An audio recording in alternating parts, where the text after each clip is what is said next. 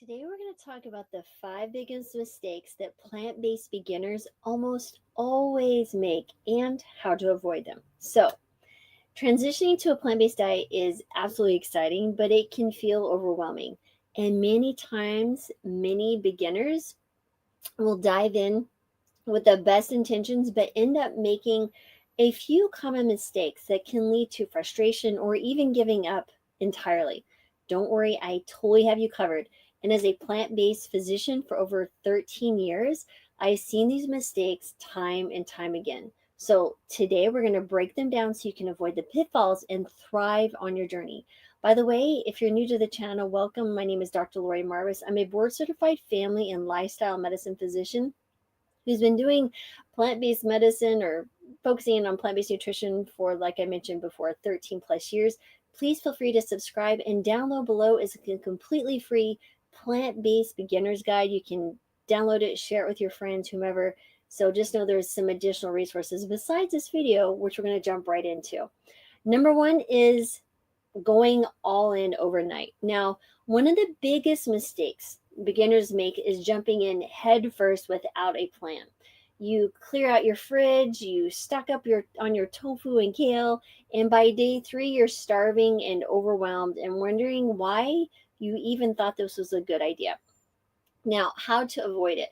Take it slow, right? So transitioning gradually can make really all the difference. So start by swapping out one meal a day for a plant-based option. For example, replace your regular breakfast with oatmeal topped with fruits and nuts. Once you're comfortable with that, you can add in a plant-based lunch and so on. This approach really allows your taste buds and habits to adjust with and making that process way more sustainable. Quick tip: progress, not perfection, right, is the goal. So every small step adds up. And 1 week typically is enough time to kind of get the breakfast down. Then you do lunch, then you do breakfast, lunch, and then breakfast, lunch, and dinner. So when we first went in all in, we did literally overnight. And then I was up to 1 a.m. in the morning trying to figure out how to feed my family. So don't spend up wakeless nights like I did. Just take your time, transition slowly, and know that by the end of 3 weeks, you're fully on board. Plus, you're going to be adding a lot more fiber, so your gut will have some time to adjust as well to all this additional fiber that you may or may not be used to consuming. Mistake number two is eating too much ultra processed vegan food, right? So it's easy to assume that anything labeled vegan or even plant based is automatically healthy. Frozen plant based nuggets, dairy free cheeses, and vegan ice cream may be convenient, but they're often loaded with salt, oil, and additives. And again, while these can be fun once in a while treats, relying on them too much can absolutely feel sluggish and definitely will not be improving your health.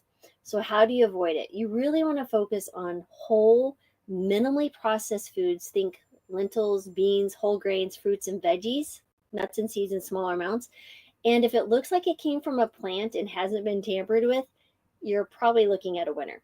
So, pro tip: save ultra processed foods for special occasions. A veggie burger at a summer barbecue, sure, but the day to day meals, stick with your wholesome ingredients. Mistake number three is skipping key nutrients. Okay. Another common trap is neglecting key nutrients. And while a plant based diet can meet all of your nutritional needs, there are some nutrients that just need a little extra attention. So, like vitamin B12, for example, omega 3s, and iron. So, skipping these can really make you feel fatigued and can cause some long term health issues if you're not paying attention. So, how do you avoid it? So, B12, that is the one supplement that is non negotiable with me and my patients. You need to take a supplement, typically 500 to 1,000 micrograms daily, and get your blood work checked. You might want to check your serum B12 along with a homocysteine and something called methylmalonic acid. And so homocysteine requires B12 and a few other B vitamins to be fully metabolized, as does methylmalonic acid. And what you may find is if those are elevated, you may need to up your B12 a little bit. When you're looking at your B12, you want to make sure that your B12 is above 500. Now, I've seen a few cases. People have asked me at different conferences. I was like, I never take B12. I've been plant-based for a while, and my B12 is super duper high. This is a warning sign something else is going on. So you might want to talk to your doctor about doing some additional tests just to make sure there's not something more sinister going on in your blood. So I just want to hand that out to you. But again, paying attention to your B12 is really, really crucial. Omega-3s, make sure you're adding in those ground flax seeds, chia seeds, walnuts to your meals. Sometimes when I have patients, they've gone all in the sense of eating a super low fat diet. That's not necessarily healthy. We need some healthy fats. That's why I say try to get, a quarter cup of those nuts and seeds daily. Absolutely will help lower cholesterol, and they will help you again. They're low glycemic. And even people who are trying to lose weight, you still need those good healthy fats. It's absolutely necessary. I will tell you, when I went all in, I went to this really super low fat plant-based diet. I didn't need to lose weight. I was healthy. But what I found is that I just wasn't feeling well. I was kind of depressed, actually. So I started adding in more nuts and seeds and healthy fats like avocados, and I felt back to myself. So I want to highlight that for you. Plus, omega-3s are really important for your heart health. Then iron, you really want to, especially if you're a menstruating woman, it's less of an issue for men or postmenopausal women. Like I am finally now postmenopausal at 54. What you will want to see is iron-rich foods. Think lentils, spinach, tofu, and then pair them with some vitamin C, orange, strawberries, bell peppers to really just kind of enhance your absorption. It helps a little bit, but again, if you're just at least eating those iron-rich foods, and be mindful what you're drinking them with. So you might want to, if you drink tea like I do on a regular basis, I would not pair your meals that have high iron with the tea because it can decrease your absorption. So just some ideas there. So there's some ideas here is sprinkle ground flaxseed on your oatmeal. You can enjoy it with some slices of oranges, and that's a great way to get those omegas and boost your iron absorption at the same time. Mistake number 4 is overcomplicating meal prep. I promise this happens all the time. People get so overwhelmed. They're like, oh, I need to be, perfect at these recipes and I need to be a gourmet chef. That's absolutely not true. So again, you don't have to be posting Instagram worthy meals every night, complete with 15 ingredients and intricate plating. Just the thought of it makes me want to just run out and say, never eat a plant again. So, how do you avoid it? Keep it simple, my friend. Simple, simple, simple. A balanced plant based meal can be as simple as adding a grain, a veggie, and some type of plant protein, which is probably going to be like a bean or legume. So, brown rice, roasted broccoli, baked tofu, quinoa, sauteed spinach, chickpeas. Drizzle with your favorite sauce, squeeze of lemon, and you're good to go. Like it literally can be that simple. Here's a fun tip: batch cook staples like grains and roasted veggies at the start of your week to really save time. And this is the most important mistake that people make, is forgetting your why. When the excitement of starting something new wears off, it's easy to lose motivation. Without a clear why, it's tempting to throw in the towel and at the first sign of difficulty. Well, how do you avoid this? So, write down your reason why you're going plant based and keep it somewhere visible, like on your refrigerator or your phone's lock screen.